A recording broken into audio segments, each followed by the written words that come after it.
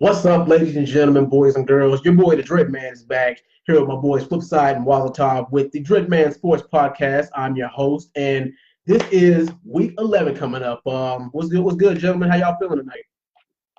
Feeling good about this NFL season, Aaron. A little stressed about this fantasy football season. Oh yeah, because there's been a few curveballs that have been thrown at us this season, and we're gonna discuss that whole Le'Veon Bell situation at the end of this thing. We're gonna discuss. We're gonna get to that later. But yeah. Hold on. Before I make my introduction, I just got a little something queued up for in honor of Le'Veon Bell. Just 1 second, guys. Uh-huh. Oh, this should be interesting. This should be interesting.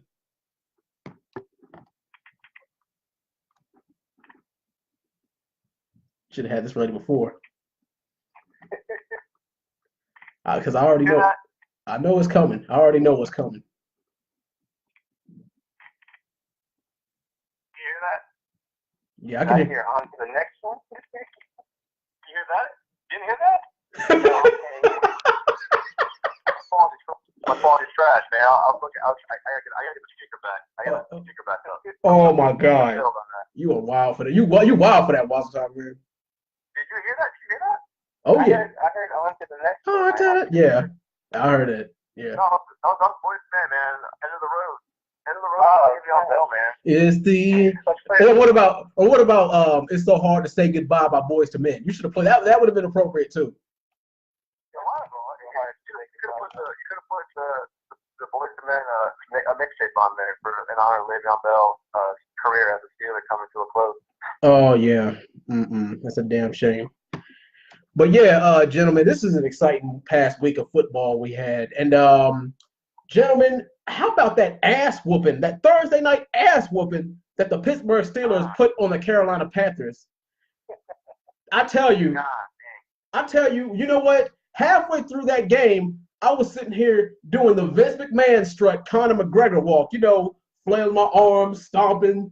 I was doing that all day because the thing is, I was at work during the first quarter, and my boss let me off a half hour early just so I could watch the game because, thank God for me, unfortunately for me, my boss is a Steelers fan. So he went ahead and let me off work early so I could watch the game. But yeah, for the pit, all right, the thing is, I was like, man, this set the tone. There has been a score of 21 points there have been 21 points scored in under 3 minutes of the game, and 14 of those points were by the Pittsburgh Steelers. And the Pittsburgh Steelers have not scored 52 points since the 1980s. And that was the game against the Chicago Bears. But I'm gonna go ahead and say the same thing that the ESPN sports analyst says. A lot of the times when a win is that dominant and that clear, a lot of the times it's more the other team being bad than the other teams being good. But what do you guys think? Is it good Steelers or bad Panthers or both? Could be both. I think the Steelers just handled their business, right? Yeah, because the Steelers, the thing is, statistically, the Steelers don't lose on Thursday night, and they don't, at home, they don't lose either. Well, I mean, they don't lose at home on Thursday night. They haven't lost a game at home on Thursday night since ever. Yeah, but I think this game was just a case of what happened with the Carolina Eagles game. The Panthers just had a slow start, and the Steelers ran away with it. Oh yeah, right. But I only predicted them to win. I only predicted them to win by 7 points. So yeah. This is like the first quarter, right? Yeah.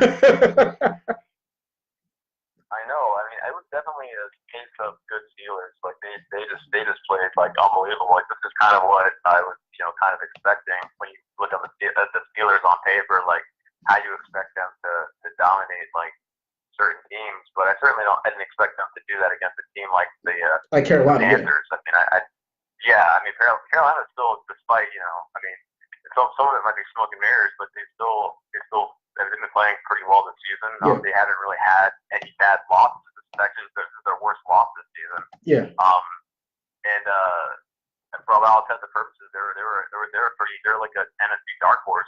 Yeah. In my mind, but it's just every so often, like Ben Roethlisberger can put up these monster games where he just can throw like 5-6 touchdowns and just completely annihilate the team off the face of the field. So Yeah.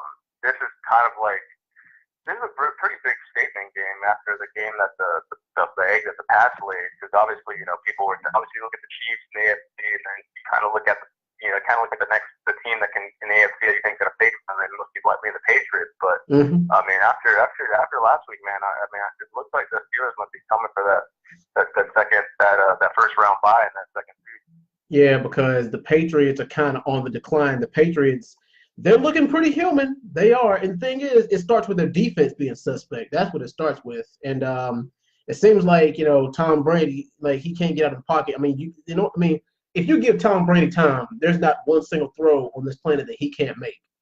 But yeah, they were in his face for 60 minutes for the full 60 minutes. So yeah, they didn't give Tom Brady any breathing room. But anyway, gentlemen, before we get into our predictions for Week 11, game of the week, I'm going to go ahead and say that Seattle and LA, the Rams was the game of the week again. Because it seems like the thing is, those games are always competitive. The Seahawks and the Rams are always, they're always competitive in their games. And I don't know what it is, but the Rams the Seahawks just can't get over the hump. They get within 3 or so points of being able to beat the Rams, and then they blow it. I don't know if it's that. I don't know if it's bad coaching or if it's just bad, or if the Rams defense is just that damn good. But anyway, what do you fellas got for your game of the week? Game of the week. There's not really a game of the week candidate like that. I didn't watch the Colts and the Jaguars game, so I don't know how that game ended up. I did like the Giants and 49ers game. Oh yeah, yeah. That might be my game of the week. It was like a fun kind of competitive game despite like the lack of talent at quarterback, but obviously you still had great skill positions with Odell, Saquon, and George Kittle. Mullins had one more timeout on him. That would have been interesting. He would have had another great, incredible win, but he still didn't look that bad. I mean, it's still like obviously he didn't look as flawless. He had a couple of like tip picks in the course of that game. He didn't look as flawless as he did in his first start, but I mean, I don't think he's bad for a third string quarterback. I mean, shoot, I think I'm pretty satisfied with that. Yeah, I wasn't even mad at that interception. I felt like that was more on Marquise Goodwin doing the same thing Kirk Cousins got doing by Diggs, where he stopped the table on the right a little bit. So I would say he had a pretty good game, man. I think he's definitely trade value. If anything. Well, I mean, we'll see about that. But yeah, I'm a little partial to liking that game too as the game of the week. I mean, that's kind of fun. Went down to the wire. I mean, the Eagles Cowboys game was kind of a close, competitive Sunday night game as well. Yeah, it wasn't that high scoring though.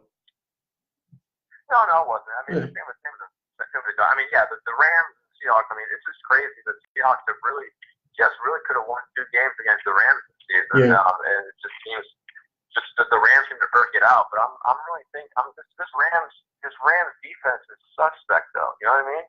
Like they really giving up points. Like even with the talent they got. I mean, I just see highlight after highlight of Marcus Peters get burned. It's just like I don't know what they're set up for going into the playoffs. I'm not sure if it's gonna affect them going forward. It just seems like it, but who knows? They can. I guess they can score enough points to just make up for it. But, but that Monday night game next week, man, it's gonna be very, very interesting. Oh yeah, against KC. We're gonna see about that. Yeah. Oh yeah. By the way, the KC game is being moved from Mexico to LA, so they're gonna have a home field advantage against KC. But yeah, we're gonna see about that. And anyway, most improved team for the week. Bias aside, well, you know what? I was gonna pick the Steelers, but the thing is, they won last week, even though it was a close game. But this week they got a pretty good margin. You know what? I got 2 most improved teams of the week. One of them is the Steelers, and the other one is I'm probably gonna have to say probably have to say Washington. Yeah, Walter, who's your team, your most improved team for this week? You know what? I'll go with the Browns. Oh yeah, because I expect them to beat Atlanta. I'll go with Cleveland as my team of the week and my Falcons as my choke of the week. Like I honestly had high hopes for the Falcons after last week, and then they just they lose to the Browns. And the Browns are different. They're not like the Browns of yesteryear when Hugh Jackson's not winning a single game in so long. But now they've got 3 wins on the season. And, I mean, Baker Mayfield looked terrific in that game. He 17 to 20, 3 touchdowns. Like, I mean, he's looking like definitely like the franchise, like just like everything we hope Johnny Manziel could be, and just failed to come to. Basically, fortunately, fell right for Baker. That Browns team, that defense. I mean, they got some studs on defense, and they're just playing pretty well, and they can definitely serve as a really, really like kind of like a spoiler team, I think, as the season progresses for other playoff games. But I think they were overall probably my most improved team of the week. All right. Flip, what about you? Your most improved team for this week? I think I have 2 at bottom. I gotta go with the Browns and the Titans. Oh yeah. I thought the Titans game last week was just the Cowboys being bad and the Titans taking advantage of it, but then shut down Tom Brady, and I'm kind of like, okay, that's kind of the real deal.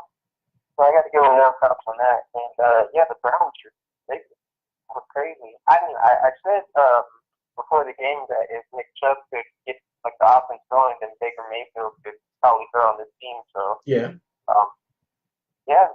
I was surprised by that. I think the Browns are definitely not a team that's an easy winning.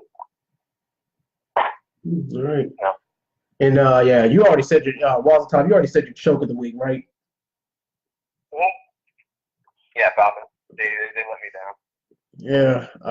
Flip, what about you? What's your choke for the week? I gotta go with the Falcons for choke of the week. You shouldn't be losing to the Browns when you're trying to stay in contention for the playoffs. It's not what your team should be doing, especially when you have Julio Jones and Matt Ryan. It don't make no sense. I'm gonna have to give my choke of the week to the Seahawks because they let two potential victories slip through their damn fingers, and against the team that they need to win the most. But I still have them as. The thing is, I think their playoff dreams are not quite dead yet, but they're pretty much gonna have to win out at this point. I think my 2 wild card teams to the NFC at this point will probably be Carolina and Seattle. Maybe we'll see. We'll see. It's gonna be tough down the stretch, but we really will see. All right. Now, gentlemen, let's get into our predictions for Week 11. Thursday night game. Oh, wow. We got the Green Bay Packers going up against the Seattle Seahawks at Seattle. Flip, who you got? Packers, Seahawks. Oh, man, it's a weird game. These games are always good, though. Yeah, they're pretty good. After seeing them, I don't know if it's just like they're the Rams kryptonite or what, but I have a little faith in the Seahawks this week. Yeah. Their running backs are healthy. Russ, I don't know what it is. I guess when he throws less, he's more efficient. He is prone to getting sacked, like 18 yards back. He needs to work on that. But I don't think this Green Bay pass rush is really going to get to him that much. Then you got Aaron Rodgers on the other side, and now you've got Aaron Jones as the lone back in the backfield, and featuring Pickens. I'm going to have to go with the Packers on this one just because I believe in their offense more. I don't believe in the Seattle passing attack too much. I think they're still relying on the run too much. But I'm going to go with Green Bay on this one. It's probably going to be a high-scoring game.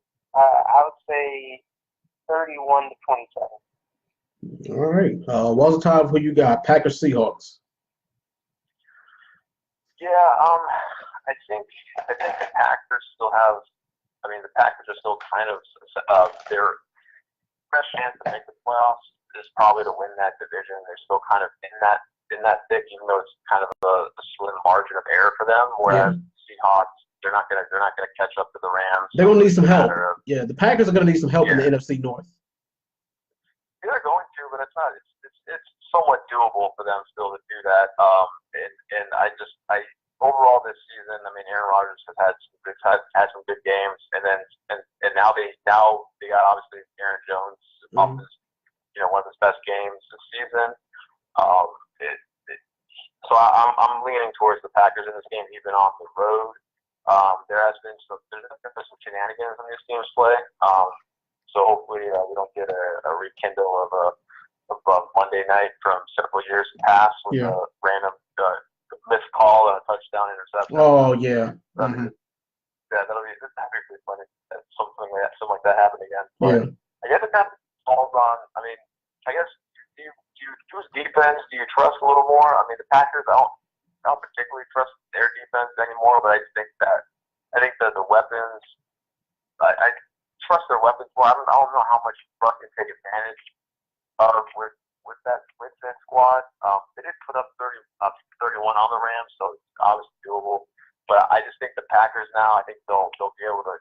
I think they're gonna do a lot of clock management. I don't think it's gonna be as high scoring as people might think. I think it's gonna be a little bit in the mid-20s. I'll probably say Packers 24, Seattle 20. Right.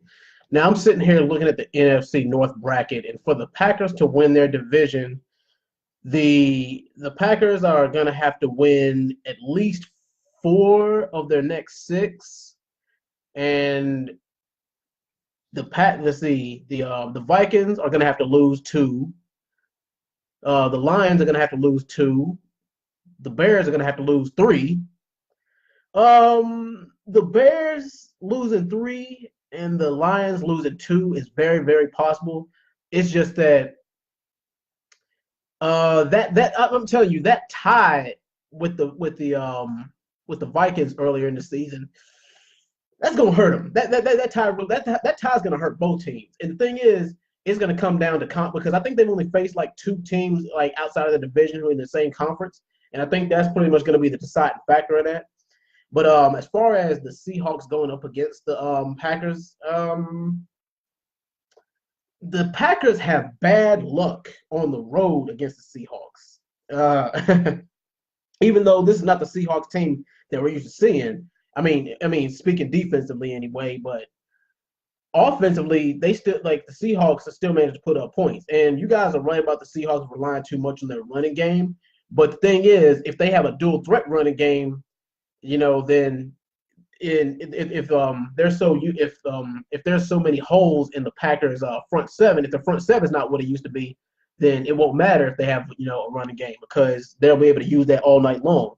And Russell Wilson, he can still put up numbers and put up yards with his feet, so that won't really make that much of a difference either.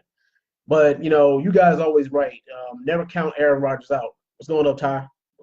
But yeah, I had a tough one picking for this one too.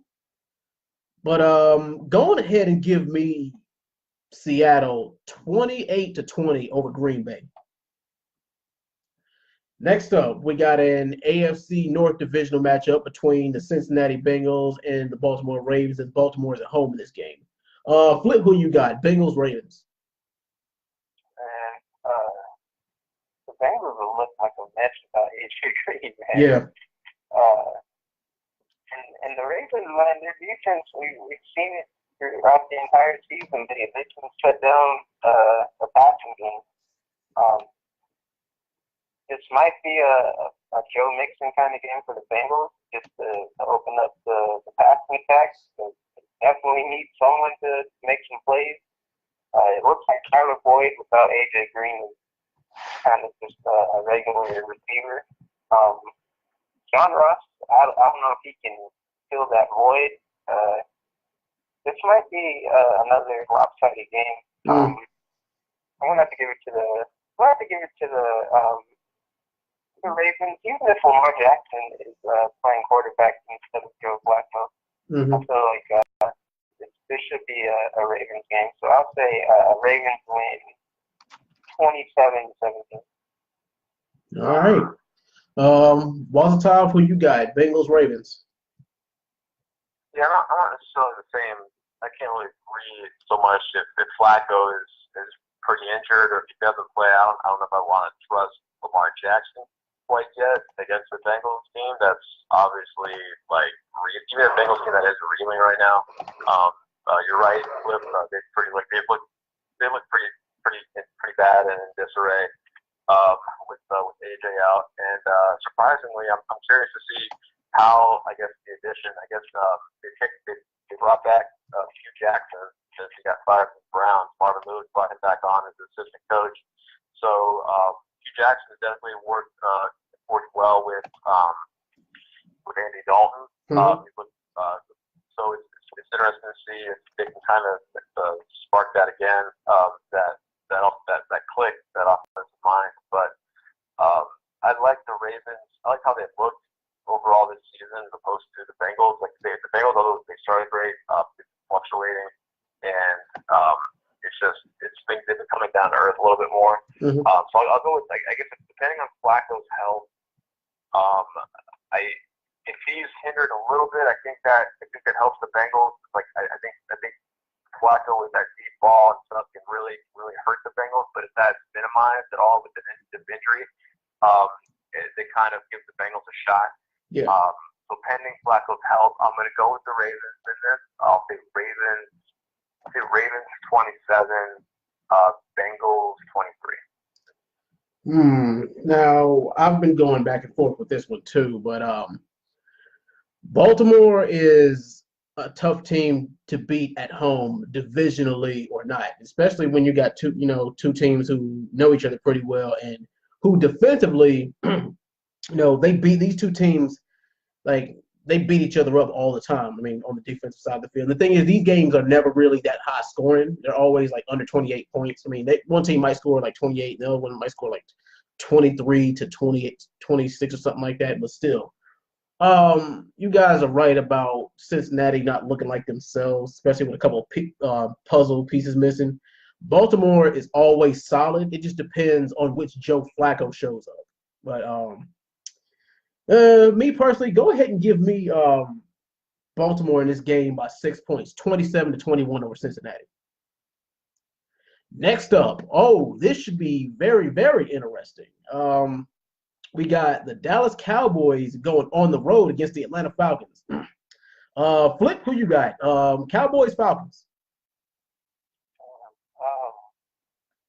Keep in mind, Atlanta, they lost a bad one to the Browns, and Dallas pulled out a win against a very formidable Eagles team. So is Atlanta going to be? Are they going to be playing with a chip on their shoulder, or is Dallas going to come down from that high that they beat a championship caliber team, or what's the story with them? I feel like they're both kind of still in that playoff mentality that they can still make it. Mm-hmm. Atlanta's at home. Yeah. Man. I don't know. With Sean Lee out, these teams have been putting up some decent points on the Cowboys. I feel like I want to go with the Cowboys this game. Oh, really? I feel like it because I don't know. It's just I feel like Amari Cooper has been that guy, but then I remember Dak missing him wide open twice last week, and I'm just like, I don't know if I trust Dak still. Yeah. I'm gonna have to go with the Falcons on this one. Julio's been actually finding the end zone lately. Mm-hmm. Kevin Coleman's been a pretty good back with Devontae Freeman out. I just think that Brown's defense was really tough on him, and I don't think the Cowboys defense can hold him just like the Browns defense did. Oh no! Mm-hmm. And especially when Nick Chubb is out there running like a madman. That dude is nice. Yeah, definitely. So I gotta say the Browns are better than we thought, and I don't think that the Cowboys can hold them like the Browns. I got the Falcons 27, Cowboys 20. All right, Walter, who you got? Cowboys, Falcons. Cowboys in this game. Actually, I've actually been kind of I was kind of impressed with that win against the Eagles.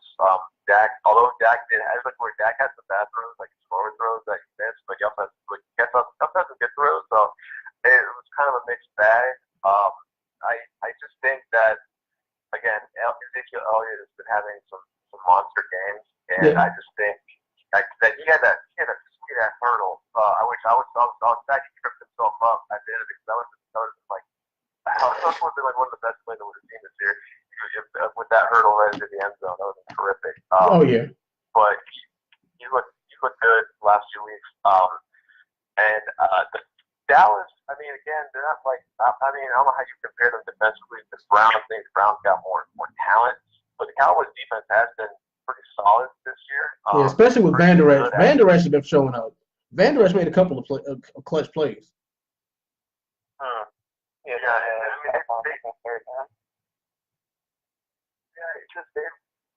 They look good. Like I mean, the pass defenses look pretty solid, and I just think that they could run on the Falcons. Falcons giving up almost 120 yards a game on the ground. Mm-hmm. I think that if they just get the game plan where they get Ezekiel Elliott, 25 plus touches, and then just working Amari Cooper. It's just like I think they have the formula to beat the Falcons. And it's weird because both of these teams kind of have that synonymous like accident waiting to happen type deal. Like the Falcons are going to choke, or the Cowboys might make a mistake. So it's curious about playing each other. See who's going to make the mistake at the end of it.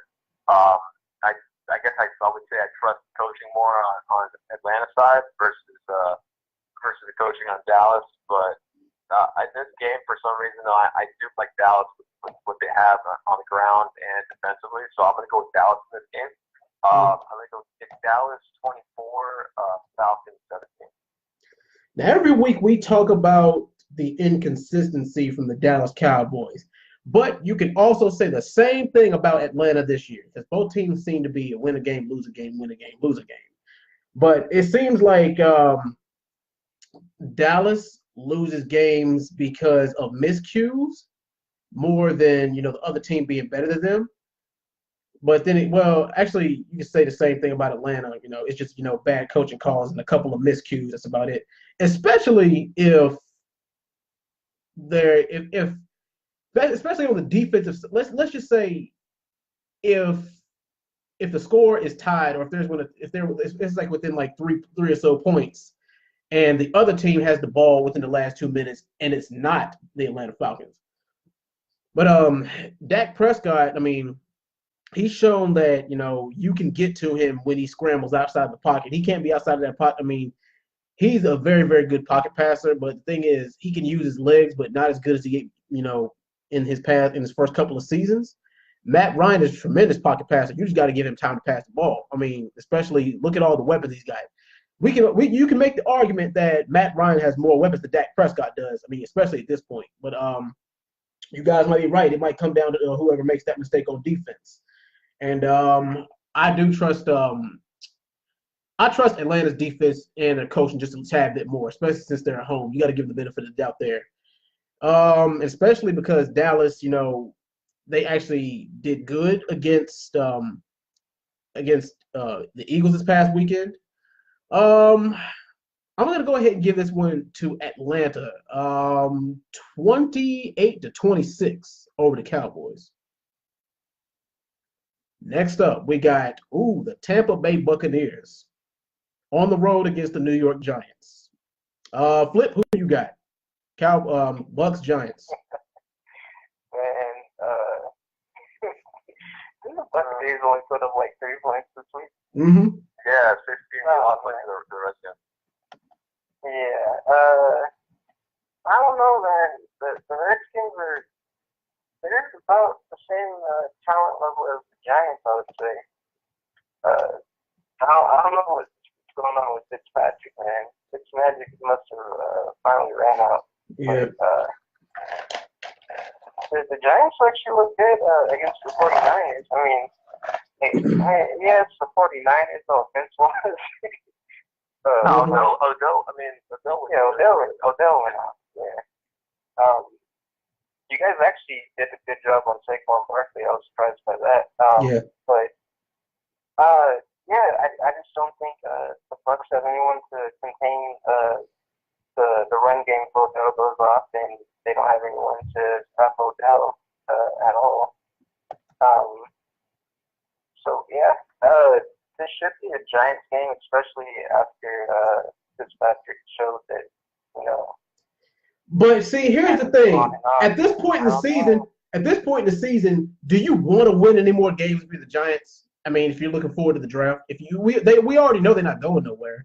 So would it really matter if they lost? I don't think it matters if they win at this point. They're still gonna have a top 10 pick. And it's not like the draft is a quarterback heavy, to be honest. Yeah, not this class anyway. Yeah. The quarterback class is really trash. Someone showed me like the top 5 or something. I was looking, I couldn't make out a single name on that. Yeah. I'm just waiting. I'm like, can we just give the Alabama quarterback like eligibility, make him eligible? Seriously, yeah. It's like quarterback I'm looking forward to. Mm-hmm. So yeah, I don't think they're really hunting for a top like 5 pick this year. I think they're just trying to see where their team lies. I mean, they might just trade back, to be honest, and get a quarterback in the late round. Mm-hmm. So you never know. I feel like the Giants are still playing to play. So I'm gonna say the Giants win 23-16. All right. Balls of time. Who you got? Bucks, Giants. Interesting subplot here. If Fitzpatrick goes off, Fitzpatrick is a free agent next year. Let's say the Giants maybe pick him up as free agent. Wow. But he's a veteran. He's a veteran too. He's probably only got about 2 or 3 years left in him anyway. So. Yeah, that's true. I guess you would. I guess you either pick up like a young free agent, or you get a veteran. Because I've never seen the free agent listings. I guess Teddy Bridgewater is probably the only one that's considered like young. You could probably still get some years out of him if he still has anything left. But there is kind of like they do have a lot of veteran free agents in the quarterback realm. But back to this game. Yeah, both teams are. I guess the Bucks disappointing after the great start, and the Giants with all the talent and what we thought maybe that would happen, but Eli, falling short. But again, Eli had a good game. He had a little bit of the magic last night, and I do again. I like the fact that again that the Bucks can be exposed. I'm sorry, the Bucks can be exposed.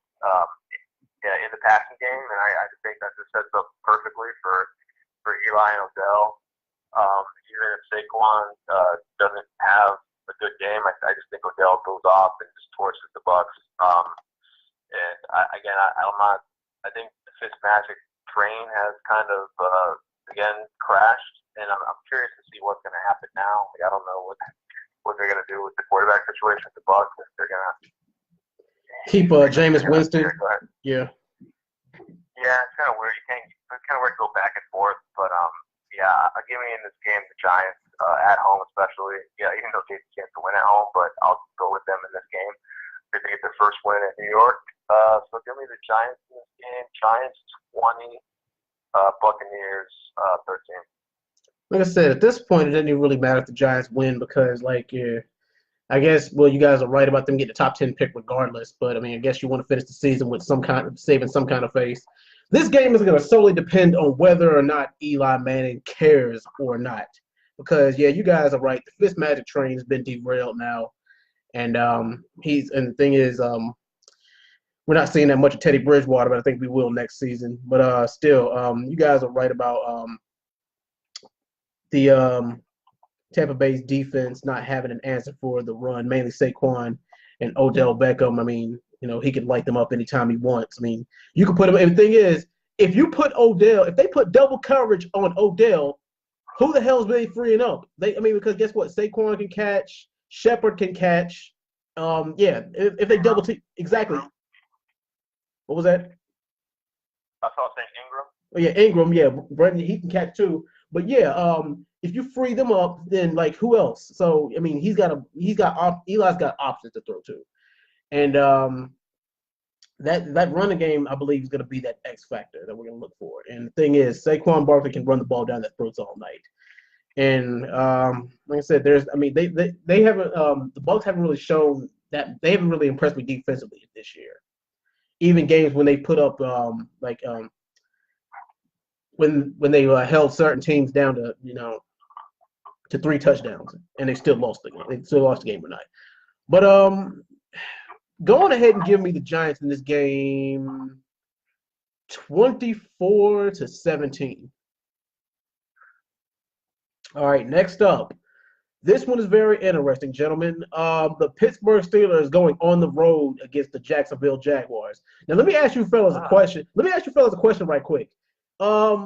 Statistically, Big Ben is only 45%, a 45% win-loss ratio on the road, and especially teams that are right at or under 500. So, yeah, the Steelers do play down to the level of the competition. But what I really want to ask you guys is, despite a couple of big wins that Jacksonville had early in this season, are the Jaguars still as scary as they initially were at the beginning of the season and all the last season? Are they still a threat? Can they still be, dangerous? Or has them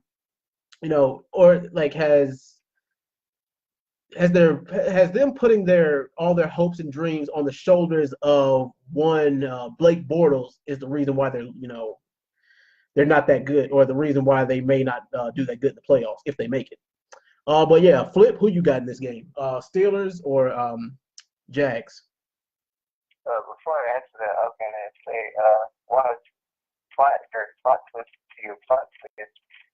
Nick Mullins was interviewing for the Giants last night. Oh. There you go. Yeah. To answer your question, Dread, I think the Jags they were tired, man. Their defense was tired. They've been on the field probably most of the time. They've probably been on the field more than the offense in games. And I think the return of Fournette is going to help them a lot. You saw they put up, I think, 26 points last game. Their offense actually looked good. Dante Moncrief, D.B. Westbrook, what's his name, Keelan Cole. They look like they're actually getting catches from Blake Bortles. Yeah, Leonard Fournette's back. Leonard Fournette is back. So yeah, so I feel like their offense getting back to where it needed to be, back to where they thought it would be at the beginning of the season. That's going to help the defense a lot. And we've seen in the past. Yeah, but the Steelers dismantled the Carolina Panthers this past weekend, and the Panthers are arguably a better team than the Jags are.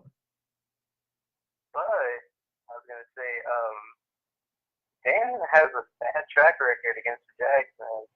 Yeah, I know. Like I said, they struggle under 500 teams too. And the thing is, like I said, Big Ben, he only wins 45% of road games. I think his last 2 games he's had like 5 and couple picks against the Jags. I think one game he had a lot of turnovers, right? Yeah, he's had a lot of turnovers. He had five turnovers that game. They lost in the regular season, I think. Yeah. If I'm not mistaken. Yeah. Oh, yeah. And also another statistical fact is when Big Ben turns the ball over twice or more, they lose 90% of those games. Yeah, and I think Fournette can get it clicking on the offense. He's got fresh legs. I mean, it's not like he's been doing anything this season. Oh, yeah. And what's the word on James Conner? James Conner, he's probably going to get a concussion protocol, I'm pretty sure. Yeah. I mean, he's not going to miss this opportunity. Yeah. He's for sure. He's for sure getting a concussion protocol, especially after Bell gets before. Yeah, he's for sure getting that. He's definitely getting on that field. Yeah. He's had 9 days to rest. So yeah. So yeah, I feel like this is definitely one of those games I can see Ben throwing them out of. Mm-hmm. And it feels like down that high they just scored 52 points from the Panthers, and then they go and they play the Jags, and Ben has like that terrible game. Yeah. And something happens. Mm-hmm. And it would be kind of funny because they just lost Le'Veon officially. Yeah. I mean, it's not funny for you. Yeah. But yeah, I'm gonna have to say I like the Jaguars in this game. I feel like the Steelers are gonna play down to their level, and they're gonna take advantage of it. This is definitely a bounce back game to give the Jags defense some confidence. They've kind of been down the dumps the last, I think, 3 or 4 weeks. So Yeah. I feel like this is their game where they come back and show the NFL that they still got it. I'm gonna say Jags win 26-21. All righty. Walls of time, who you got? You got the Jags or you got the Steelers? Yeah, I'm going to go with the Steelers in this game. Even though the recent history shows the Jags have their number briefly, but I think the Steelers are going to play with a little more energy because of that history, because of the fact that the Jags got their number last season. So I think they're going to come out. I think they're going to come out really hot. I think they keep the momentum going. I don't think Bortles. Again, Bortles can have these random good games, like he had it against the Patriots earlier this season, and it's just weird. So you can throw it up, but again, I mean, the difference to me is that this Jags defense has looked again suspect at key points in this season. They just they've given up. The good offenses they've given up. They gave up 30 to the Chiefs. They gave up 29 to the Colts. I mean, they gave up 40 to the Dallas Cowboys. All right. Yeah. I just look at the Steelers team. I'm like, this is a lot of firepower in the Steelers team. And I think that they're going to get out early, and they're going to force Bortles to try to play catch up. And I don't think Bortles is not a quarterback that can play from behind well. He's a front runner. He loves. If you give him like a 10-point lead, he's golden. But if he's down 10, if he's down 14. It gets a little rocky and shaky, and I think the Steelers come out hot with points to prove, and then that forces the Jags to get out of their game plan. The Jags already they sometimes abandon the run way early, even when they shouldn't be abandoning the run. Yeah. They kind of get pass happy with Bortles when it doesn't really call for that, and I think the Steelers get up early and often, and it forces the Jags way out of their game plan. Like Fournette becomes a little bit less effective because he's not getting enough touches because they're having to throw in a lot more plays. So I think the Steelers take this game pretty easily. Give me Steelers 33, Jacksonville 17. Now I've got this game a little bit closer than you do, especially because you guys are right because they got swept by the Jags last year once the regular season, second time in the playoffs. Hopefully, both teams have learned something from their encounter last year. Hopefully, the Jags have learned that if you can force turnovers, then you can win. And hopefully, the Steelers have learned that if you don't turn the ball over and that if you do short screen passes to confuse the defense and fake the run, then you have a chance at marching down the field and eating up that clock. And that's something that Blake Bortles can't do because Blake Bortles goes into panic mode whenever he holds on to the ball for more than 3 seconds. And also, big up to the Steelers front seven for putting the pressure on Cam Newton. Oh, my goodness. They put the pressure on, especially T.J. Watt and Vince Williams. Man, T.J. Watt, Vince Williams, and Cameron Hayward. They all put the pressure on Cam Newton last week. Man. Now, if they can do the same thing against Blake Bortles, they wouldn't score a damn touchdown, at least through the air. They have to rely all on Leonard Fournette. But Leonard Fournette, he's back and he's looking like he's in rare form. Now that Jags defense, I mean, of course that was a thorn in the Steelers' side last year, but hopefully like they've adjusted and learned from that. I mean, they still gonna be able to keep. I mean, like the thing is, can they still take? Can that Jags defense still take some of the air out of the Steelers' tires? We'll see about that. But me, go ahead and give me the Steelers in this game. 28-24. It's gonna be close. Yeah, 28-24. Next up, oh my goodness, this right here is a sleeper game. The Houston Texans going up against the Washington Redskins at home. Flip, who you got? Texas Redskins. Texans, Redskins. It's actually a sleeper, like you said. Damn. Texans get QT back this week, so they'll have their triple threat at wide receiver. I think he's going to fill that role that Will Fuller plays for the team. He's not going to be the crazy speedster that Fuller is, but he's definitely a deep threat. And he can actually play that kind of sweep role that they need to give their run game a little boost. So that's nice to protect. D-Hop is D-Hop. We still have yet to see what Demaryius Thomas can do with Deshaun Watson playing as a quarterback. Luckily, Watson isn't playing with his lungs on IR this week, so that's good. Yeah. But then we look at the Redskins, dude. They get Chris Thompson back this week. I think so. He's still questionable, but yeah, hopefully. Yeah, that would be a huge boost to the run game. I feel like Adrian Peterson kind of he benefits from Chris Thompson being there as a release back for him. Alex Smith is actually looked good passing the ball. Which is surprised.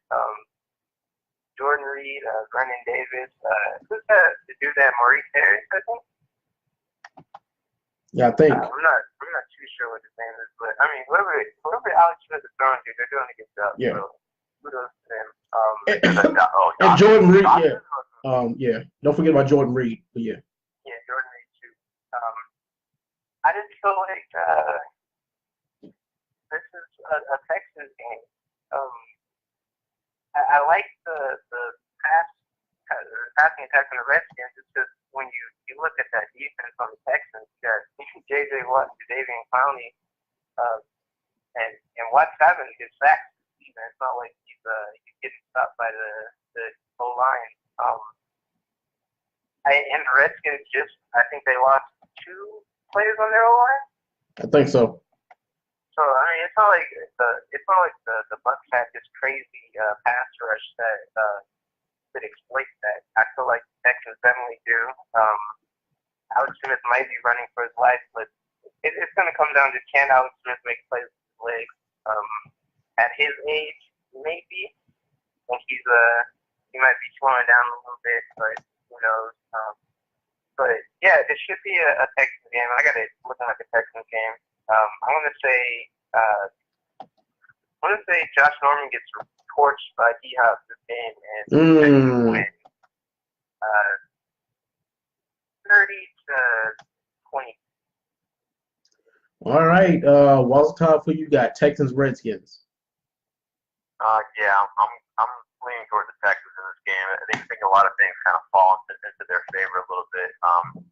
They are, I believe, I guess they're coming off.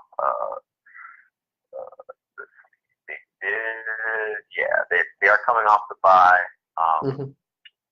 I think again, I don't know if the Redskins run game how well it's going to look against that Houston front seven.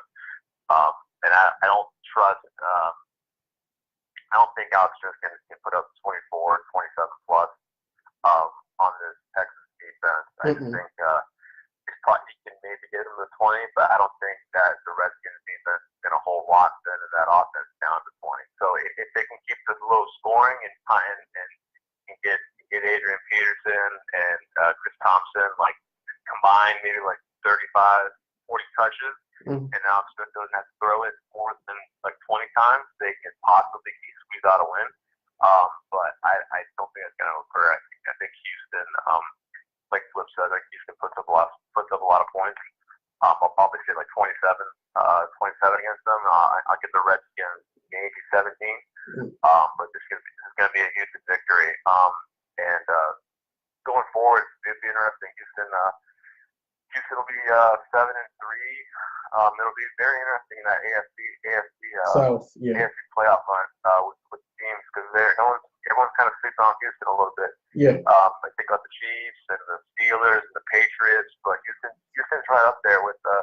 potential of getting a first round bye, getting a second seed, and everyone's chasing Kansas City. But Houston with the bye, that'd be very, very, very interesting because the whole talk on Houston was they always have a defense and all they're missing with the quarterback is that talent. So it'll be very, very interesting to see going forward. But in this game, give me Houston with the victory. Yeah.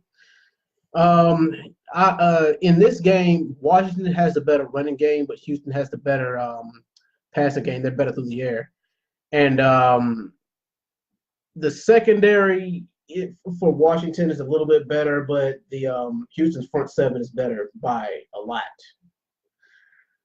Wow. Basically, this game is like, well, what one team excels and the other team lacks, and it's all going to come down to coaching and execution. I think I don't think that Josh Norman's going to get completely smoked by DeAndre Hopkins. Well, I mean, oh yeah. Yeah. But still, I mean, that's gonna be an interesting matchup. And even if by some miracle Josh Norman does lock him down, look at all the other options that Deshaun Watson's got. So yeah, that pocket passing for Alex Smith is gonna have to be on 1,000 because J.J. Watt and Jadeveon Clowney, they're coming for him on every damn play. And I don't know if anybody from the O-line can stop them.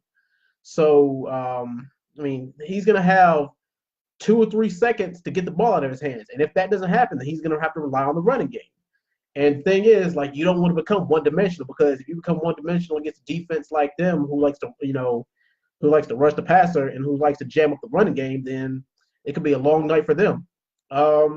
But yeah, hat trick. So going ahead and give me the Houston Texans by 7 points in this game. 35-28.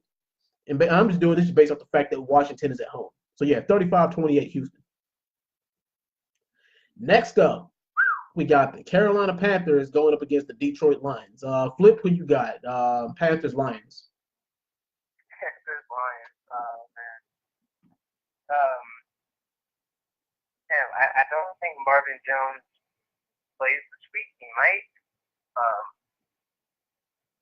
That might hurt the Lions a good bit this game, especially compared to Golden State. Man. It's at Detroit? Yep. It's at Detroit. Yeah, it's in Detroit.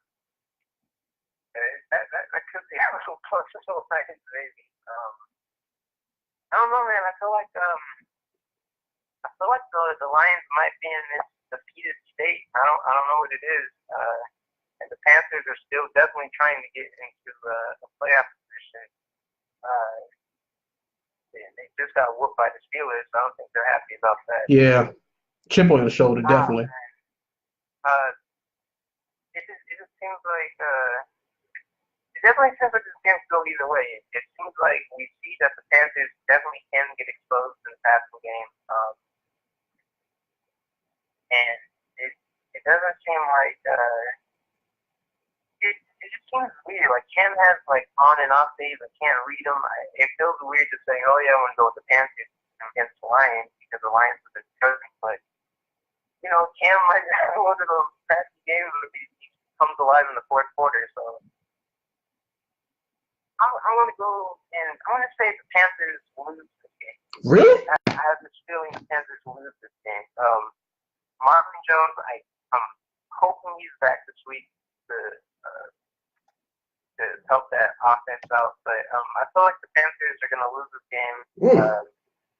I got the Lions taking this one. It'll be close. I'm going to say 27-24. All right. Waltov, what do you got? Panthers, Lions.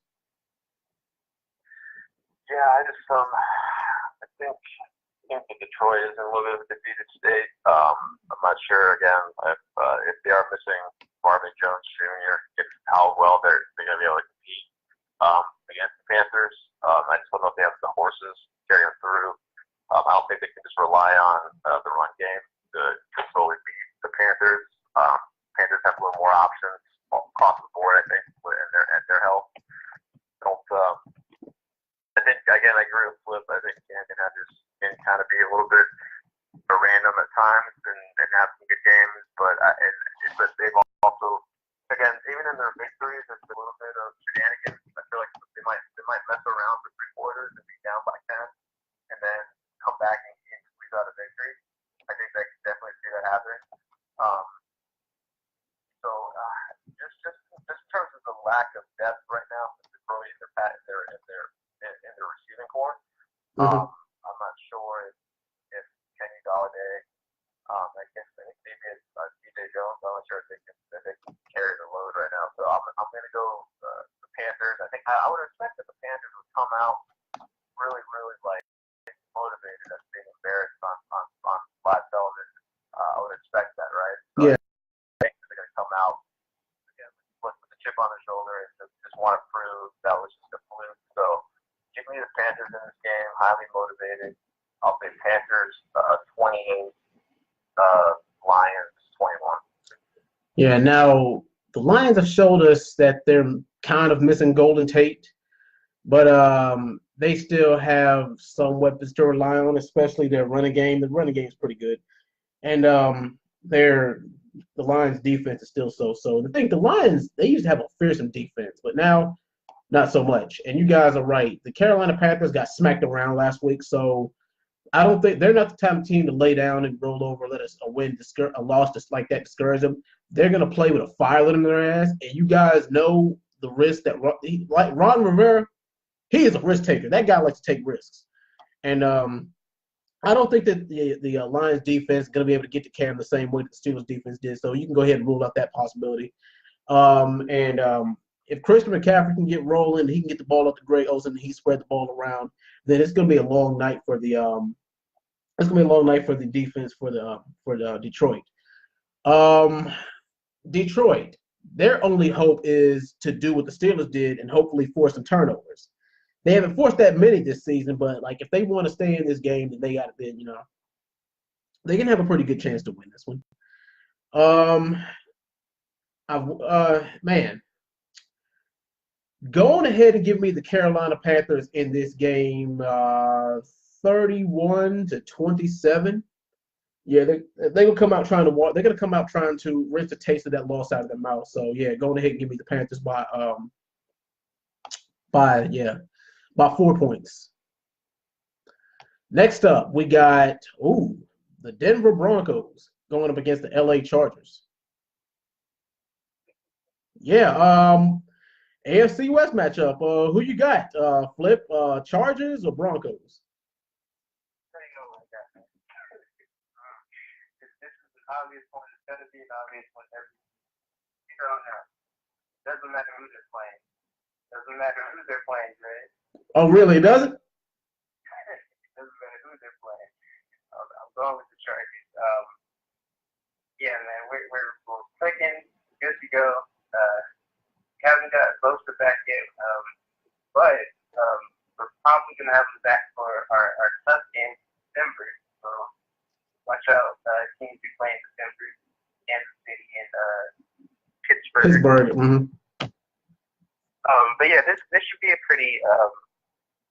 I'm not gonna say it's gonna be an easy game because the Broncos definitely are gonna play as hard. They played the Chiefs hard, so I can't expect them not to play as hard. But I can't see them outgunning us without Demaryius Thomas. Emmanuel Sanders is cool. Cortland Sutton is a decent rookie. I just don't think Chase Cam can keep up with Phillip Rivers. I don't think Phillip Lindsay can keep up with Melvin Gordon, and our defense, I feel, is just I would say it's better. I feel like their pass rush can be a problem for us, though. We have been kind of susceptible to the run lately, so I hope they don't come out and run clock on us. And I hope that we actually, if we win the toss, I hope we actually take the ball this time, because every time we defer, we get ran on for 7 minutes. So, yeah, I want to say the Chargers take this one. I'll say 31-23. All right. What's the time for you got? Denver or LA? Yeah, not too much to add. So kind of said it all. This is fairly easy game to pick. Yeah. I can't really think of a scenario in which I think Denver actually pulls out a win unless there's some injury to fill up or something happens. Knock on wood. But Yeah. I think this is a game where the Chargers just control all facets, at least on offense, and dictate how they want to handle it. They want to just if they want to manage the clock and give it to Gordon and do some stuff, like then by all means they'll do that. Or if they want to let Phillips throw. I was a little bit shocked, surprised at the effort against the Raiders. I don't know what happened against the Raiders. Flip. I don't know if you can decipher what happened. I thought they would blow out the Raiders. I don't know what that was a sign of, but it was. It was basically we deferred the ball to them in the first quarter, and they ran. Our defense against the run is pretty bad. Yeah. But team runs against us. But luckily for y'all, Denver's running game ain't as good as it used to be. Yeah, but I mean, Oakland's running game is really that crazy. So they did to us. Yeah. I'm kind of sketchy about that, but that seems to be our kryptonite. Teams can run on us, but luckily we've been able to hold them off at the goal line, those 3 points or even a turnover. So yeah, time of possession seems to be our issue with the run game, and that's probably what happened. I got you. Okay. Yeah. So again, maybe I could see that with the Chargers trying to, I guess, keep the ball out of Cam's hands, but I don't think KCM is a threat to do anything. That's going to keep the Chargers on their toes. So give me the Chargers in this game. I think maybe this is the blowout. Maybe I was expecting. I'll give them a 10-point session. I'll say Chargers in this. Chargers 28, Denver 16. Now the problem that I have with Denver is that they have no freaking idea who they are. They're inconsistent as hell. They don't really have any chemistry on either side. But the thing is, while they can score, they're not consistent. And the thing is, their secondary isn't as scary as it used to be. And they're like on the offensive side of the ball. I mean, like I said, they used to have a damn good running game, but now not so much. And Case Keenum, he's not as good as he was when he was with the Vikings. Chargers, the Chargers, as good as their record is, the Chargers, believe it or not, are ranked in the power rankings. They're within the top 7 teams in the league right now. So the thing is, like, their defense is pretty. Their running game with Melvin Gordon is pretty damn good. Like, he's underrated as hell. I don't know how he managed to slip through the cracks, but yeah, still, he's one of the more dangerous running backs in the league. And Phillip Rivers, if you give him time, that man can air the ball out too.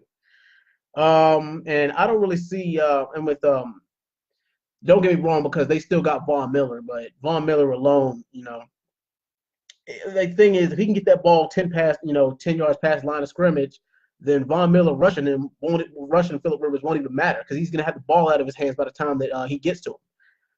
But going ahead, the Chargers are home in this game, so go ahead and give me the Chargers 12 points. Give me the Chargers over Denver by 12 points in this game. Next up, this is going to be a go to the bathroom kind of game. The Oakland Raiders going up against the Arizona Cardinals. Flip, who you got? We can go ahead and make this shit quick. The Raiders are definitely tanking, and the Cardinals actually look good, man. They played the Chiefs pretty well, so I'm commending them for that. Yeah, like you said, it's definitely. I don't think it's a bathroom game. I think it's. Well, okay, for the reasons you think it is, I think you think it's going to be a low-scoring game. I feel like it's going to be a blowout. Oh. I got the Cardinals winning this one 28-6. Wow. Wow. Yeah, I feel like Byron Leftwich has definitely moved that offense in the right direction. I feel like he knows what to do with Larry and David Johnson, and I think Josh Rosen is more comfortable lately. They have to play against the Chiefs defense that has been pretty decent lately, so I'm not going to fault them for that. I just don't think Oakland's defense is anywhere near Kansas City. So yeah, I'm gonna say 28-6. Wow. All right. Wazzle Top, who you got? You got the Cards, and you got the Raiders. I like the Cardinals in this game. Mhm. I think the Raiders are just it's been a difficult game this year. It's just kind of an embarrassment. This will be another game for John Gruden to kind of like not want to look at the game film well for the next game after. David Johnson had a solid game last week. I think that carries on against this Oakland Raiders game. I think the Cardinals can kind of do similar to things that again the Niners were able to do, against them on Thursday night a few weeks ago. So I can see them putting up a lot of points, like Flip said. So I'm going to go with the Cardinals in this. Give me the Cardinals 27. I'll say Raiders 13. All right. Now, you guys have the Cardinals winning by a pretty good margin. I got this game a little bit closer than you guys do because, I mean, Oakland, they can score. It's just that lately, Derek Carr has been a damn turnover machine. And the thing is, it seems like if you can sack him once, you can sack him 5 to 10 times. I mean, and like we all know Arizona isn't really going anywhere this year, but I mean, with Oakland looking like a train wreck, then I mean, there's no reason why they really shouldn't pull this game out unless we see like a spark from the Oakland, what people were hyping them up to be this season and last season too. Um, Arizona, I mean, hopefully they get it together. Hopefully they in the future they find some chemistry because Larry Fitzgerald's not going to be there that much longer, and they're going to have to have some time to rebuild. But that's tomorrow. Today is here. Go on ahead and give me Arizona by 3 points in this game. Yeah, 27-30, Arizona. Before we move on, I think we skip Tennessee, Indianapolis. We had already mentioned it. 1 o'clock game. Oh yeah. Well, I was getting to that one, but yeah, Gotcha. yeah. Yeah, all right. Next up, actually, yeah, Tennessee and Indianapolis is a 1 o'clock game. Now, Tennessee put on a clinic against the Patriots, who's always dangerous. But come on, let's be real. The Patriots always got a free ticket to the postseason because look at what their division is. Look at their division. But hopefully Tom Brady might shake that rust off. He might shake that lost off, but we'll see in the next game. But yeah, Mariota looked damn good in that last game, and don't even get me started on that defense that they showed. I mean, they rushed the hell out of Tom Brady in that game. Indianapolis, they look pretty damn good too. They managed to pull off a couple of underdog wins that a lot of people feel like that they shouldn't have pulled off. But Andrew Luck is really starting to look like his old self again, and their running game is above average too. This also is going to come down to a defensive game. But in this game, give me Tennessee by 4 points over them. 27-31, Tennessee. Flip, what about you? It's a weird one, man. It's NFC. It's an AFC South matchup. It's not really a weird one, but yeah. In the sense that Titans are rolling, they Yeah. the Cowboys and the Patriots, and then the Colts are kind of rolling too. I mean, they just beat They're quiet though. They've been real quiet though. yeah. It's man.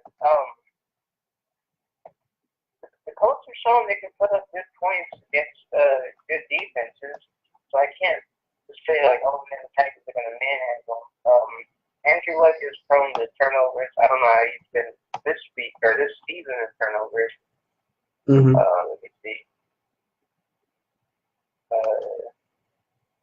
Okay, 26-9 touchdown interception ratio. That's not bad. No, he's had a really good season. Yeah, he's having a solid season for the Oakland. Yeah, I feel like this might be. I think it's going to be a defensive game, dude. I think it might be actually a high-scoring game. Yeah. I can see both these offenses just relying on their passing attack. Their running games are kind of. I mean, they're on and off. I feel like this might be a quarterback game. I'm gonna say that I'm gonna lean towards the Colts to win this one. I feel like the Colts might finally end the Titans streak. I feel like the Titans play some all right defenses in the Cowboys and Patriots. It's not like they're defensive juggernaut. And I feel like Andrew Luck might have he might game plan pretty well for the Titans. I feel like Titans might have caught the Patriots off guard. That's my thought. So I feel like the Colts are going to game plan for the Titans pretty well. It might have been one of those games where the Patriots are looking ahead. That's what I'm going to attribute it to. So yeah, I'm going to say the Colts win this one 34 to 27. Yeah, all right. What's the time? Who you got? Colts Titans. Yeah, I think this is. I get what you're saying. I mean, what Chris was saying. I think this is an interesting game because I don't. Both teams are playing well as of late. Say what you will about the Colts. They put up points. Like they're a pretty high scoring team overall. They average almost 30 a game. And it's impressive with obviously the season. Andrew Luck having his season comeback too. Yeah. But they also defensively they're unliable to get threatened and attacked. They can be exposed.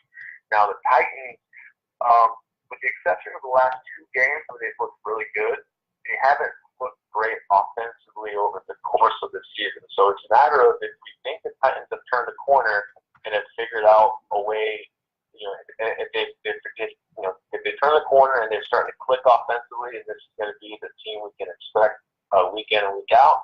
For the last 2 weeks were just flukes against the Cowboys and Patriots, and then kind of fall back to earth. I mean, this is definitely a Colts defense that you can definitely expose, and you definitely should be able to get your opportunities in. So, if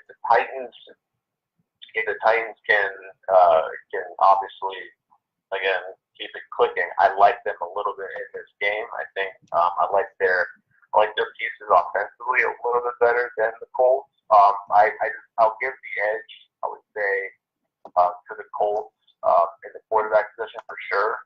But I do kind of like the Titans in this spot because I do think that they've kind of turned the corner. I don't think it was a fluke.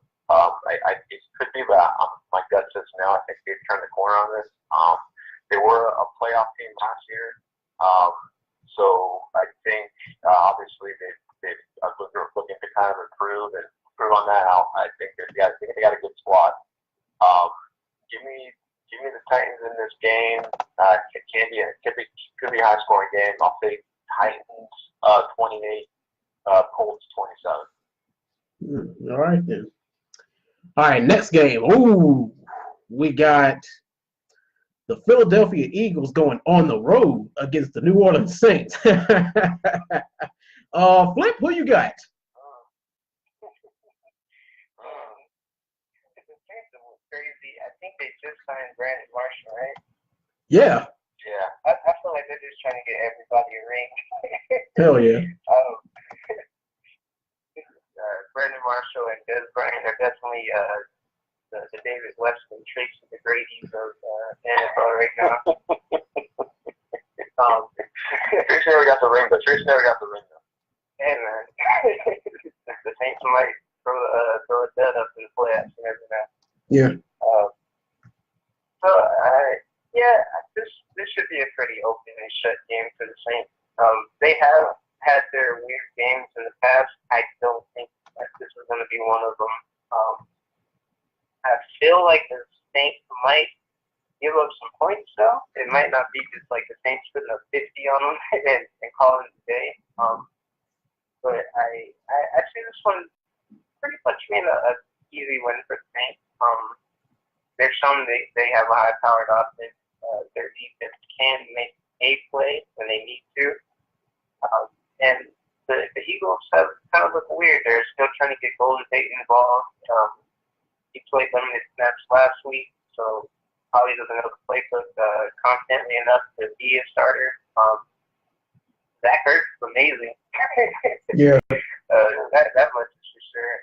But yeah, what did they play last week? Cowboys? Yeah, they played. Yeah. Mm-hmm. Yeah, the Cowboys. They held Alshon Jeffrey pretty well. And Nelson Aguilar too. So yeah. Yeah, I feel like Marcus Lattimore can definitely hold Alshon Jeffrey. Nelson Aguilar, he's not really that every week kind of receiver. He might give you a good week every now and then, but yeah, they might just key in on Zach Ertz and stop that offense. Their run game is looking not so great. So yeah, I say the Saints are going to win on 35-20. All right. Wazatov, who you got? You got Philly or New Orleans? I actually am going to go with the upset here. I'm going to go with the Eagles in this game. I think that the Saints are rolling right now. I think they've had two incredible wins the last couple of weeks. One, obviously, throwing the Rams 2 weeks ago, and then obviously the big blowout win with the Bengals. Yeah. And I think this might be a little bit of a trap game. I think they at home. I think they're going to get a little bit comfortable. I think they're scaling themselves a little bit. Like they're thinking that there's a chance they could get the 1 seed and not have to worry about playing away from the Superdome towards the playoffs. Mm-hmm. And I think the Eagles, granted they did disappoint against the Cowboys, but I think the Saints, obviously the Saints can be thrown on. I think Wentz has that skill set to kind of take advantage, use his legs, move in the pocket. Granted, the difference for me, at least, it just seems like the run game is just so non-existent. They're not a threat, not as of a threat to run right now on any team. And perhaps the Saints can kind of not worry about that. Just focus on coverage, but I just have a gut feeling that the team's going to rise up, because right now they're at 4-5. Everyone's talking about Super Bowl hangover. Mm-hmm. There's a lot of doubt right now, and I think this is the point in the season where they're gonna capitalize. I think they get a win. I think they get a win here, and then completely kind of throw everyone's mind for a loop, upset the Saints. So I'm gonna go with the Eagles. There's potentially game of the week. I'm gonna go Eagles 30, Saints 27. That's a bold prediction, but you know what? I could actually see that. I could actually see that happening, because everybody's counting Philly out. But you got to go. You got to go with what's likely instead of what's possible. But I mean, I'll get to that. in a second. Right now, the Saints are on a train right now. Like they're looking like world beaters, minus a couple of games. And the Eagles, they disappointed a lot of people with their loss to the Cowboys at home, no doubt. But I think that this might be this very. I mean, the thing is, you might be right about this. This could be motivation for Philly to come out there and try to go in New Orleans' house and smack them in the mouth. But I mean, when you got Drew Brees, man. Well, yeah, exactly. What more can you say? Especially if the ball is in his hands in the last 3 minutes of the game. And I mean, and at the Superdome, no less. Carson Wentz is really going to have to be on his not his A game, but his A+ game in this one. No turnovers, no incomplete passes. He's going to have to play the perfect game at the Superdome if he wants to win. The running game is going to have to be top notch too. I don't really see. I mean, the thing is, Drew Brees, he doesn't get sacked a lot, but the thing is, like that secondary, if that front seven can't get to Drew Brees, they're gonna have to. The secondary is gonna have to step up and try to lock down some of the receivers. But come on, who the hell is locking down Michael Thomas? Not a lot of people. Exactly. Shoot. Philly could win this one. Is possible for the. Is it possible? Yes. Is it likely? No. I'm going to go ahead and pick the safe pick for this one. Go ahead and give me the Saints by 10 points in this game. 34-24. All right. Sunday night football game. We got NFC North matchup. Minnesota Vikings going on the road at Soldier Field against the Chicago Bears. Flip, who you got? Vikings, Bears. Man, Mitchell Trubisky plays pretty well at home, man. he's a baller at home. I don't know what it is. He just loves playing at home, so it's kind of hard to bet against him in these kind of games. The Vikings get Stephon Diggs back this week. Oh yeah, so that's good. Oh yeah. Dalvin Cook is fully healthy finally. Yeah, man, the Vikings team could be back to full form, so this is kind of an interesting one. It's a division game. The Bears definitely need to make a statement in this game, though, because if they lose this game, they have 3 more games they could potentially lose this season. Mm-hmm. And that's not something you want to do in the final stretch. So I kind of want to lean towards the Vikings here, but I'm gonna say the Bears pull this one out just because they're at home. I think Trubisky plays too well at home to bet against him.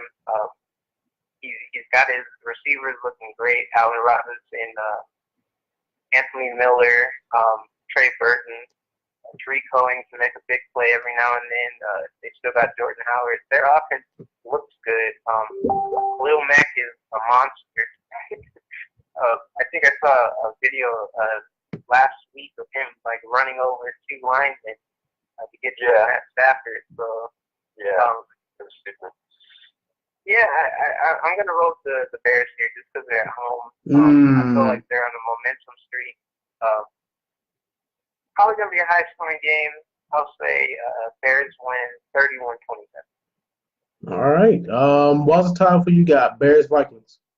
This is going to be a highly contested game. It's very interesting to see. I like the Bears defense a little bit better. Minnesota, they haven't, granted, they haven't looked good overall for this season. Just at the level that I was to expect. I mean, granted, they had a pretty solid game against some poor offenses. Chicago surprisingly I guess even though there's when you look on paper it seems like a limitation at quarterback. Trubisky's been having a pretty solid season. He's picked it up. He's picked it up since the early games. And it's just again, like I said, they just have such depth. Like obviously, when you look at it, you look at arguably the best defensive player in the league on that team. To have him on your team, it's a game changer. And I think he can have his way with Kirk Cousins. So I'm gonna lean towards the Bears in this game. I think that especially at Soldier Field. I think they're going to take this one and kind of start solidifying their lead in that division. Give me the Bears in this game. I'll say Bears 24, Minnesota 17. Well, you gentlemen, as usual, make good cases. Now, you're right. Mitchell Trubisky has a damn at home, and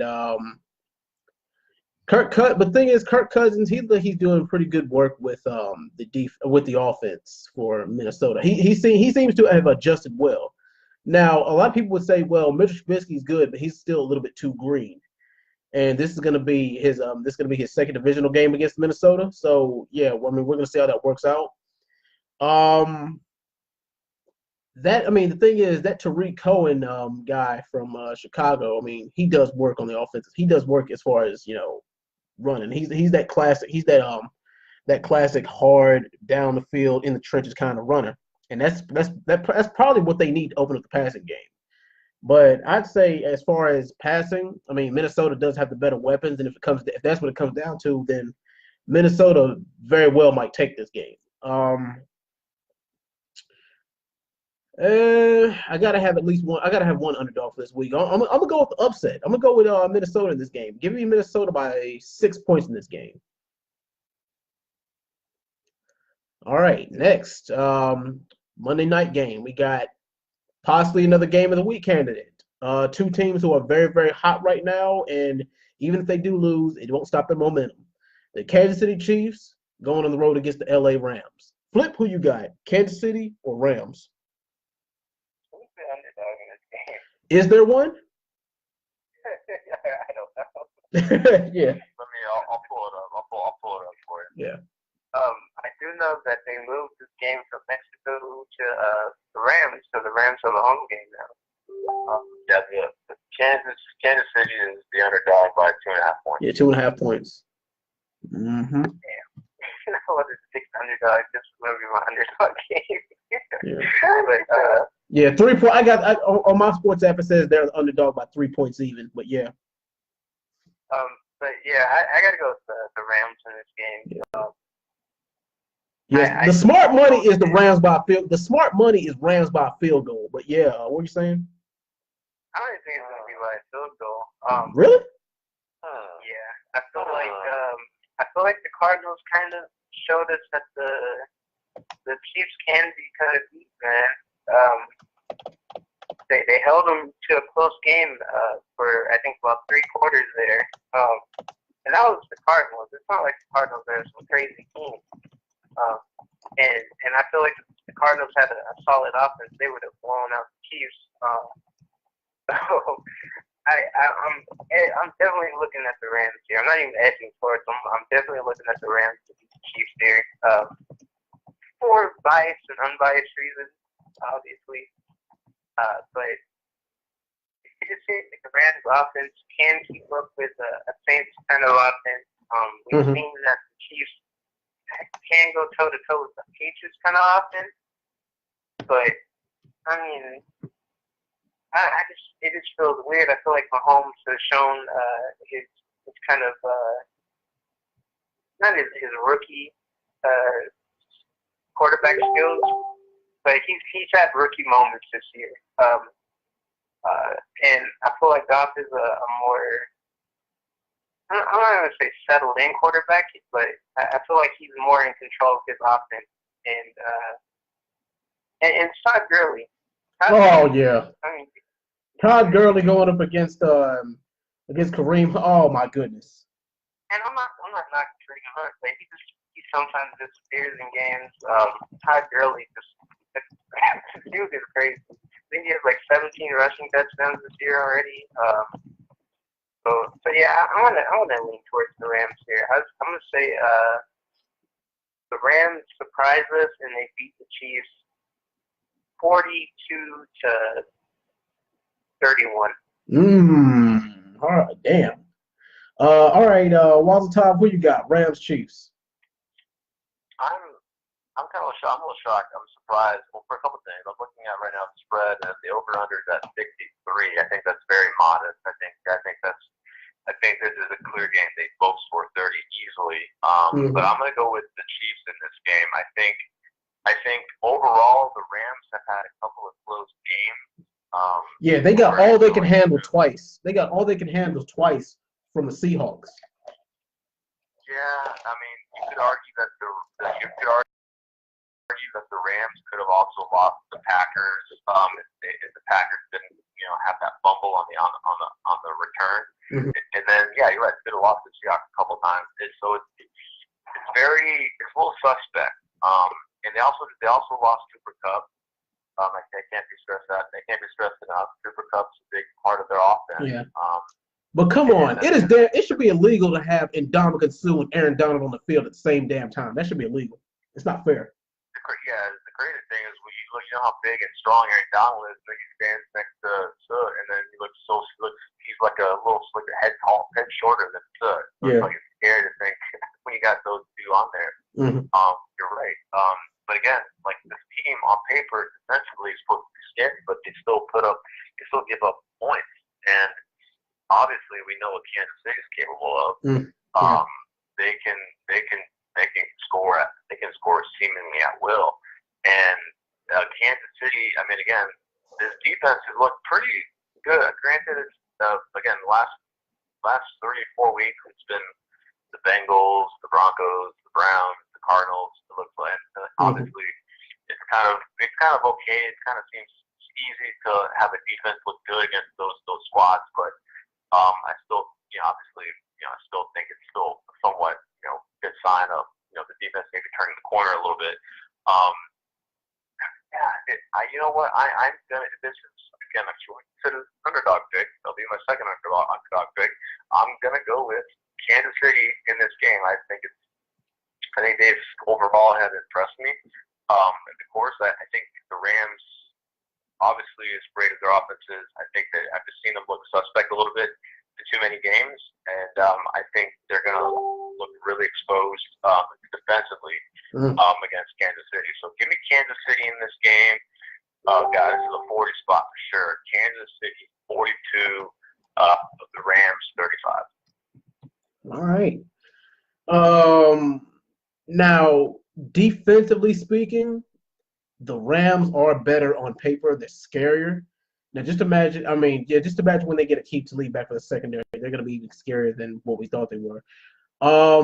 Now, you guys brought up a good point about Kansas City being able to score at will. But as we've seen in the Patriots game, scoring very fast can work against them. And if it's one thing that Sean McVay is good at is managing that clock. And Sean McVay and Jared Goff both is managing that clock. I think that they might go on ahead and just let them get off, let them score quick, and that's what might make this a high-scoring game. Now, as far as turnovers, both these teams do a pretty good job at holding on to the ball, not giving up picks or fumbles or anything of the sort. But both teams, their quarterbacks have been prone to a sack or two, and I would say that Mahomes is more likely to get sacked than Goff is. But we'll see about that in this game. Man, this game really, really, really is a pick 'em. And it might go even more in the favor to the Rams now that the Rams are actually at home in this game. Hopefully, I don't regret this pick, but go ahead and give me the Rams by 7 points, 42-35 over Kansas City. This game is going to be full of fireworks, but yeah, both teams going to drop at least 30 in this game. So go ahead and give me the Rams 42, Kansas City 35. All right, well, I'm the lone person here. All right. Yeah. Yeah. Yeah. You better, like I said, stick with your underdog. Please stick with it because hell, you might be right. It's a 50-50 chance. Yeah. Yeah. But all right. Now before we sign out tonight, let's go ahead and close the book on this whole Le'Veon Bell situation because he's been the talk of the league for the past 10 weeks now. Is he going to show up? Is he not? But I think his tenure is officially done in Pittsburgh. And as far as potential teams that he can go to, a lot of people say he can go to the Jets. He can go to the Rams. I doubt it. He can go to Green Bay. Green Bay is likely. Or he can go to he can go to a division rival like the Browns or the Ravens. But I doubt that. But and the thing is, he gave up $14.5 million, and I support him to the fullest. I mean, it's his life, it's his future, and it's his money. But I mean, I hope it was worth it. I hope that risk he took. That $14.5 million risk he took. I really do hope it was worth it. But what do you guys thoughts on that? I don't think he's going to the Browns or the Rams or the team. The Rams that was great running back. That would be stupid. No. I mean, they could pay him with the money they're about to make or save from too. So that's the main thing. But I don't think he's going to the Rams. Well, I can definitely see him going to like a team like the Texans or someone that's a contender. And probably someone that's in the AFC. Yeah, but the thing is, you got like teams like the Jets and stuff like that. They actually got the cap space. So yeah. Yeah, that's true. But I see him definitely getting a payout. You're right. He's definitely gonna have to go to a team with the cap space to save for him because he's definitely gonna want at least $16 million a year. My question is, do you guys think Le'Veon's gonna be the same Le'Veon he was in the Steelers with his run style? No, they never are. Never. That's why I think it's possible. I think he's got that great skill set to where like you can still put him on the flat, you can still find ways to use him enough to where it's not like he's just a straight up runner and he's coming off an injury or he's coming off a long layaway. I mean, he's essentially just resting. I think it's a decent chance, likelihood he might still be close. Obviously, he's essentially going to be a year older. Yeah. Without the wear, but still a year older, and there's a chance there's going to be a little bit of a decline. But I still think he can do he can do enough to where he's still going to be very, very productive and still a highly touted outlet for any team that's able to get him. But yeah, I think it'd be interesting because we don't really see any players take a straight up year off and not be due to injury. Just a straight up rest, and we'll see. We can kind of get a glimpse and see what that looks like next year, depending on the team it goes to. Yeah. All right, you fellas got anything else you want to add before we sign out tonight? I hope the Rams beat the Chiefs.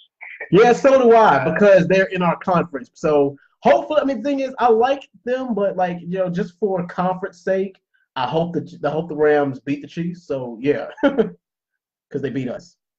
And if we beat the Patriots, then we'll have half a game up on them. So yeah, isn't it weird how that'll work? Yeah, pretty much. Yeah. I'm pretty sure. I'm pretty sure the Steelers are going to win their division regardless. Yeah. I don't think they need to worry about that. But I hope the Rams beat the Chiefs, and I hope your guys' team win. Even though I predicted, I think one team you have to win this week. The Steelers. I think I had you guys losing, but whatever. Yeah. So the Niners aren't losing next week. We're on a bye, so we're good. Yeah, and I hope Nick Mullins does a great Thanksgiving. Yeah. I hope he does a great Thanksgiving too. That's all I got to say this week. I hope for a good week of football too. So yeah, sure. That's all I had to say. And and one more thing was I'm gonna send you a trade after the podcast. I saw that. I see it did the one you already sent me. I saw that. Totally. I did see it. I'll get back to you. Well, all right, gentlemen. Well, all right, gentlemen. I guess that'll wrap it up for tonight. As always, thank you guys for participating. I like you guys' input. You guys really are a big contribution to the podcast. Thank you, fellas. No problem. Thank you for having us, Dreadman. All right, and anyway, my audience, that we will see you guys next week. Peace out. Peace.